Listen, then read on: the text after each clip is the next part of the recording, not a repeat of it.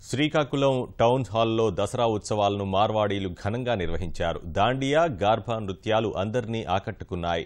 రాజస్థాన్ నుంచి వచ్చి శ్రీకాకుళంలో నివాసం ఉంటున్న 200 మార్వాడీ కుటుంబాలు ఈ కార్యక్రమంలో సందడి చేశాయి. దుర్గాదేవి పూజలు అనంతరం వివిధ వేషధారణలతో పాటు దాండియా నృత్యాలతో అలరించారు.